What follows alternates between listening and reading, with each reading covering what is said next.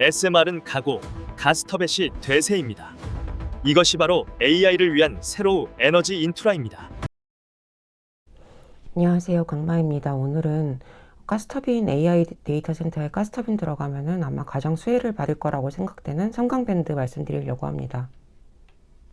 지난번 비디오에서 말씀드렸지만요. 2026년은 이제 반도체 중심의 AI 데이터 센터 투자는 끝날 거고 아마도 에너지 인프라 쪽으로 데이터 투자가 센터 투자가 더 활성화될 거라고 보고 있고요. 여러 가지 에너지 인프라가 있지만은 한참 유행했었던 SMR 쪽은 이쪽은 이제 너무 비싸다고 해서 시장에서 이미 좀 나중에 해야 되는 거 아니야 라고 생각하는 것 같고, 아마 가스터빈 쪽으로 대부분의 투자가 몰릴 거라고 생각됩니다. 왜냐하면 가스터빈은 당장 가장 싸게 가능한 부분이니까요. 이 관련된 거는 제가 지금 링크 걸어놓은 비디오에서 보시면 더 아실 수 있으실 것 같아요. 그래서 국내 가스터빈 수혜주라고 하면은 아마들 다들 두산 에너빌리티 생각하실 텐데요. 두산 에너빌리티가 사실은 강자가 맞긴 맞는데 북미 시장에서 프레젠스가 그렇게 좋지 못하고요. 그래서 영업하려고 하다 보니 그 영업이익이 마진이 좀 박합니다. 그리고 지금 주가가 굉장히 높잖아요. 퍼가 440이니까. 그래서 그런지 몰라도 얼마 전에 최근 북미랑 가스터빈 계약 뉴스가 있었는데도 주가가 오히려 떨어지더라고요. 그래서 저는 대신에 그래서 성강밴드라는 회사를 좀 주목하고 있습니다. 얘는 GE 베르노바나 지멘즈, 두산 모두 다 파트너십에 있는 회사고, 특히 GE 베르노바랑 굉장히 관계가 끈적끈적한 회사입니다. 그리고 GE 베르노바에서 실제로 가스터빈 매출이 이루어질 경우에 주가와 얘도 같이 상승할 거라고 예상이 되고요. 얘는 피팅 부품을 되게 잘 만드는 회사인데 사실 가스터빈에서 피팅 부품이 되게 뼈대 역할을 하는 부품이거든요. 그래서 저는 성강밴드를 되게 좋은 종목으로 생각하고 있습니다. 피팅 부품 만드는 회사들 중에 국내 상장사고요. 이 중에서 가스터빈 들어가는 부품은 성강밴드란 태광이 만드는데 얘네 둘을 한번 비교해 보도록 할게요. 전체 매출 중에서 태광은 발전 쪽 매출이 10%고요. 성강밴드는 발전 쪽 매출이 2.4%입니다. 얼핏 보면 태광이 더 좋아 보일 수 있는데요. 10%니까요. 그 발전 쪽 매출이지만 얘네 같은 경우에는 국내 원전들에 대한 유지보수 계약이 좀 주로가 돼 있고요. 그리고 폴란드에 수출하는 K원전 이쪽 테마랑도 관련이 높습니다. 그래서 굉장히 안정적인 비즈니스긴 하고 매출도 굉장히 크긴 하지만은 이번에 저희가 타겟으로 보는 가스터빈 테마와는 좀 거리가 멀지 않을까라고 생각을 하고요. 대신 성강밴드는 전체 매출 중 발전이 2.4%밖에 되지 않지만 대부분의 매출이 북미의 GE 베르노바에서 나오고 있습니다. 그래서 이쪽이 가스터빈으로만 본다면 매출의 질이 좀 더 뛰어나다라고 볼 수 있을 것 같고요. 성강밴드는 다들 아시다시피 당연히 기술이 좋겠죠. 화끈강 사용하고 그 다음에 좋은 설비 쓴다. 이건 너무 당연한 얘기고요. 태광도 아마 똑같을 겁니다. 근데 정말 성강밴드가 강한 부분이 이 디자인인이라는 부분입니다. GE랑 성강밴드는 굉장히 끈적한 관계라고 말씀을 드렸는데 이게 왜 이렇게 된 거냐면요. 알스톰이라는 프랑스 회사랑 성강밴드랑 같이 오랫동안 일을 했었습니다. 근데 2015년에 GE가 알스톰을 인수를 하거든요. 가스터빈 확장하기 위해서.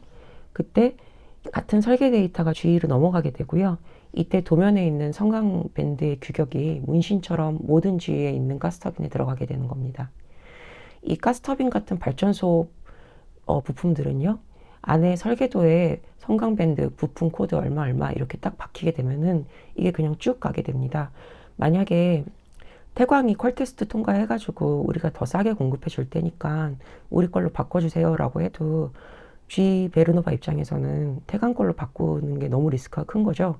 왜냐하면 설계도를 이미 다 성강밴드 부품 코드 맞춰서 다 해놨는데 이거를 퀄테스트 통과했다고 태광 걸로 바꾸면은 여기서 나오는 리스크라는 게 이게 예측이 불가능하니까 거의 바꿀 수 없다고 생각하시면 되고요. 그래서 이게 비가역적인 진입장벽이 되는 겁니다. 또 이렇게 한번 설계도에 들어가 버리면요. 30년 동안 발전소 운영하는 동안 부품 교체에 따라서 계속적으로 수익이 발생하게 됩니다.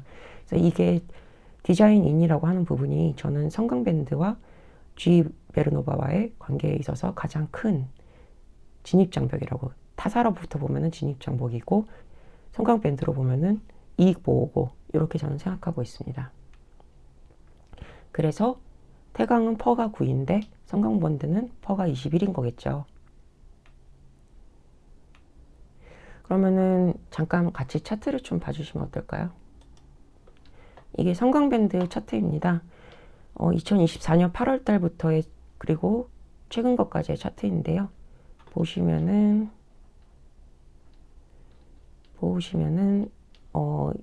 2024년 11월에 갑자기 급상승을 했습니다. 이때가 G 베르노바 나스닥에서 실적 발표한 날이거든요. 실적 발표했을 때 우리 가스터빈 엄청 잘 팔린다. 우리 2028년까지 주문 꽉 차 있다.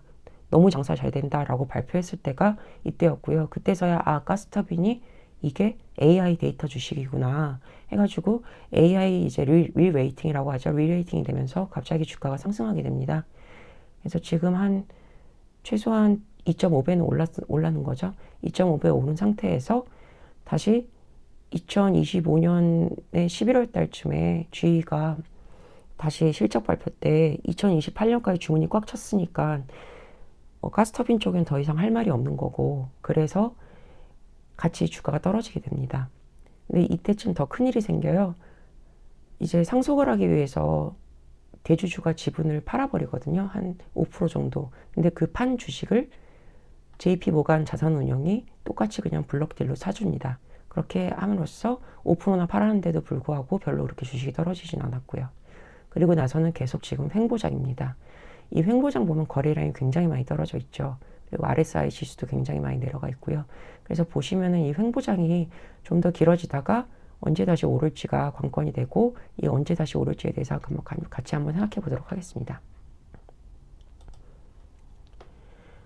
아마 주가 상승 모멘텀은 가스터빈 G 베르노바의 매출이 현실화되는 건데요.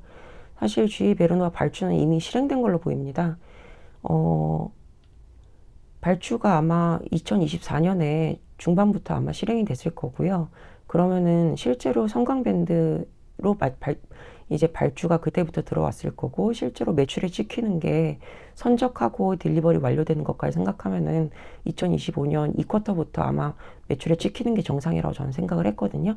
그래서 전사 공시 자료를 한번 보니까 2024년 4쿼터랑 그리고 25년 1쿼터에는 북미 매출이 185랑 168억 요 정도밖에 안 됐었는데요. 2쿼터랑 3쿼터에 갑자기 3배 정도 매출이 올랐습니다. 이걸 보시면은 이미 G 베르노바의 매출이 성강밴드에 이제 발주한 거에 대한 매출이 벌써 반영이 되기 시작했구나라는 걸 알 수가 있는 거죠.